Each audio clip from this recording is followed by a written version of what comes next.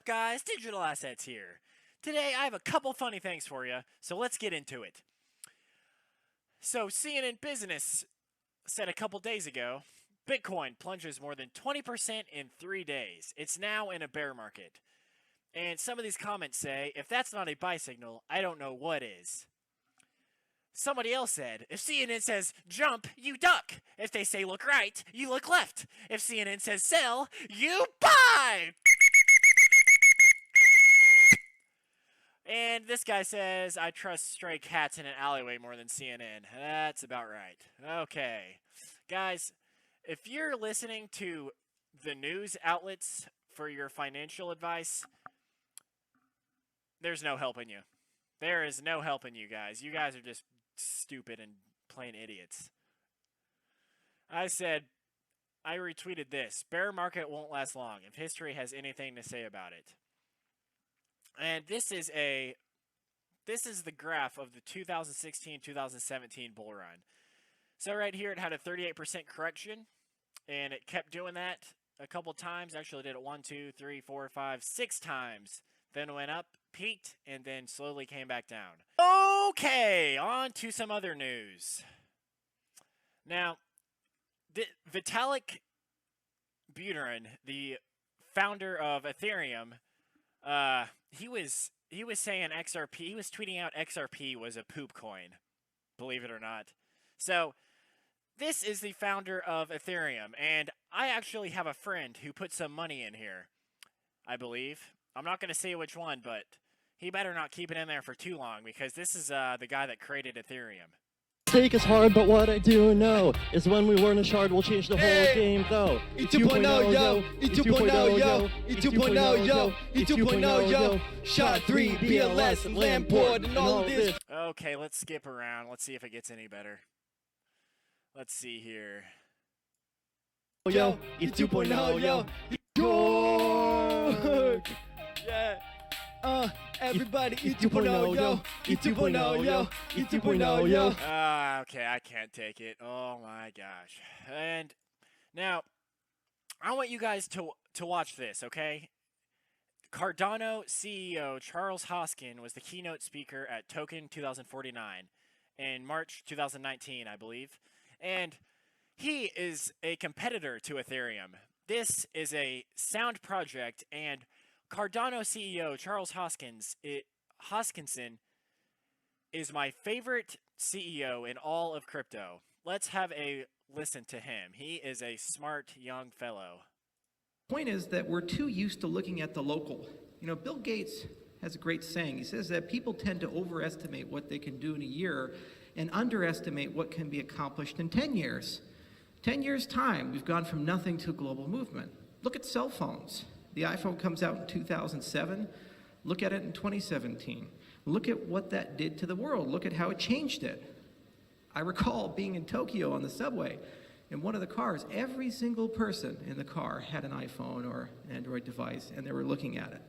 No one was looking up. We now are all permanently hunchbacked because of this innovation. So technology has a way of creeping up on you in a very gradual way, and you tend to overestimate things, as we did in 2017. The price got way too high. And then we tend to say, oh, well, it's over. Let's all go home. I guess we're just going to go back to the way things were. The problem is we can't go back to the way things were. The internet stopped that. We live in a global economy now. Information moves at the speed of thought. And if information moves at the speed of thought, it means money's going to do that. Assets are siloed.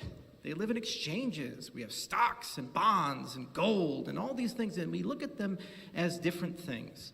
But the reality is that their representations can be universal, almost like a stem cell for finance.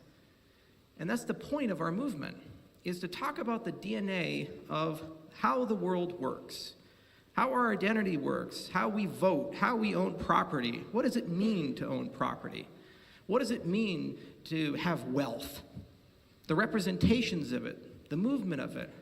There's a big regulatory conversation right now. The most expensive thing if you ever run a bank is your compliance desk. It's a miserable job. You have to learn everything about your customers, KYC, AML, anti-terrorist financing, and at the end of the day, if they do something naughty, you know what you're supposed to file?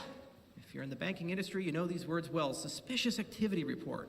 In other words, you have to tattle on your own customers. It's the world we live in. It's a world that also means that it's really hard to bank 3 billion people, because it turns out we don't have enough of their story documented. Yep. Wouldn't it be nice if we had a different way of doing that? It's the point of our movement, is that every one of these topics, whether it's important to me, it's important to somebody, somewhere, and it's impacting someone's life somewhere. This guy is very smart. So who are you gonna choose, guys? Charles Hoskinson or Vitalik Buterin? You know what? Let's have a look at him again. Let's have a look at it again. Liveness failure. That's him right Live there. Less than this bit. two-thirds online. Okay, that's enough of that. I can't take it. I just wanted to show you that. Okay. Today we're going to be talking about XLM because it will also be used just like XRP. Look at that. Stellar and XRP side by side, both 30 cents on the dot. Okay, Stellar CEO Danelle Dixon will be part of a 4-person panel discussion on the private sector's role in addressing shortcomings of cross-border payments at the IMF, or International Monetary Fund's, annual meeting on Monday. Okay, so let's go to this website. Ripple versus Stellar. Will there be only one winner? So the key to, guys, before I get into this article, the key to crypto is to be well diversified. If you are not diversified, then your IQ is probably less than 50. Okay? Let's get into the article now. Will there be only one winner? Both Ripple and Stellar make it their goal to improve the ease of completing transactions across borders. However, given the differences between Ripple and Stellar, can they coexist? Okay, let's see if they can coexist. Are both necessary. Similarities. So they both have private nodes without mining allowed. So Ethereum mines. Ethereum is a proof of work, just like Bitcoin. And in about 10 years, we will all find out soon enough that proof of work does not work. So can XRP and XLM coexist? Given the differences between Ripple and Stellar, many believe that there is no reason that only one of the two can exist or win. In fact, both are among the most popular cryptocurrencies. And in conclusion, I'm not going to bore you guys with this article. You guys can all look this up for yourself. Everything is on the internet, and you can look it all up. You're just too lazy, and you listen to me. So both Ripple and Stellar make it their goal to improve the ease of completing transactions across borders, particularly those that involve multiple currencies. Ripple is 2 years older and targets banks when spreading its technology, while Stellar targets the unbanked. So you see the difference there, guys? Ripple targets big banks. Stellar targets the unbanked, which is probably currently around 3 to 4 billion people. So both rank incredibly high in terms of popularity and market value, and their prices are relatively similar. As such, it appears that Ripple and Stellar are different enough to coexist in harmony, as they were made to do, and each currently enjoy success. Despite their similarities, those in the crypto community seem to support both currencies, indicating that there does not necessarily have to be a winner. And guys, in this crypto space, again, there will be plenty of winners.